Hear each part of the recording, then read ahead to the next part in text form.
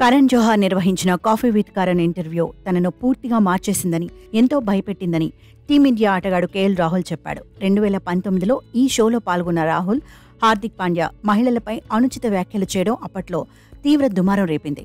దీంతో బీసీసీఐ వీళ్లపై కొన్ని రోజుల పాటు సస్పెన్షన్ కూడా విధించింది. తాజాగా ఓ పాడ్కాస్ట్లో మాట్లాడుతూ రాహుల్ ఆ ఇంటర్వ్యూ గురించి స్పందించాడు. కరణ్ జోహార్ నిర్వహించిన ఇంటర్వ్యూ అనేది విభిన్నమైన ప్రపంచమని తెలిపాడు.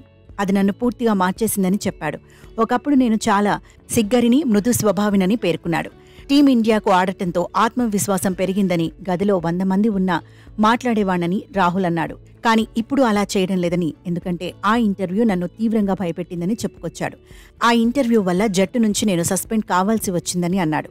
చిన్నప్పుడు పాఠశాలలో అలర్ట్ చేసినా ఎప్పుడూ తల్లిదండ్రులు హాజరవ్వాల్సిన అవసరం రాలేదని తెలిపాడు. పాఠశాల నుంచి సస్పెండ్ కాలేదని, ఎలాంటి శిక్ష కూడా అనుభవించలేదని గుర్తు చేశాడు. అంతకు ముందెప్పుడూ సస్పెన్షన్ను ఎలా ఎదుర్కోవాలో అర్థం కాలేదని అన్నాడు. నేను తొలిసారి కిందకు పడిపోయానని, ఆ తర్వాతి పరిణామాలు మరింత ప్రతికూలంగా మారాయని రాహుల్ చెప్పాడు. మరోవైపు ప్రత్యేక అవసరాలున్న పిల్లలకు అండగా నిలిచేందుకు టీమిండియా క్రికెటర్ కేఎల్ రాహుల్, అతని భార్య అతియా శెట్టి నిర్వహించిన వేలంలో కోహ్లీ జెర్సీ 40 లక్షలకు అమ్ముడుపోయింది.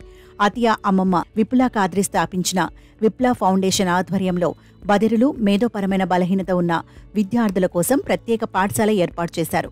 ఇప్పుడు ఈ పాఠశాలకు సాయం కోసం క్రికెట్ ఫర్ చారిటీ పేరిట రాహుల్ దంపతులు వేలం నిర్వహించారు. ఇందులో కోహ్లీ జెర్సీకి అత్యధిక ధర దక్కగా, అతని గ్లవ్స్కు 28 లక్షల ధర పలికింది.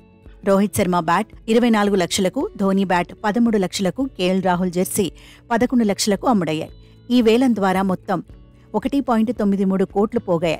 ఇక 2014లో అంతర్జాతీయ క్రికెట్లోకి అడుగుపెట్టిన కేఎల్ రాహుల్ ఇప్పటి వరకు టీమిండియా తరపున 50 టెస్టులు, 77 వన్డేలు, 72 టీ20లు ఆడాడు. ఇందులో రాహుల్ టెస్టుల్లో 2863 పరుగులు, వన్డేల్లో 2851 పరుగులు, టీ20ల్లో 2265 పరుగులు చేశాడు. దీంతో పాటు ఐపీఎల్లో లక్నో సూపర్ జైంట్స్ జట్టుకు కెప్టెన్గా వ్యవహరిస్తున్నాడు. అయితే రాహుల్ ఐపీఎల్ తదుపరి ఎడిషన్లో రాయల్ ఛాలెంజర్స్ బెంగళూరు జట్టుకు ఆడుతున్నట్లు వార్తలు వస్తున్నాయి.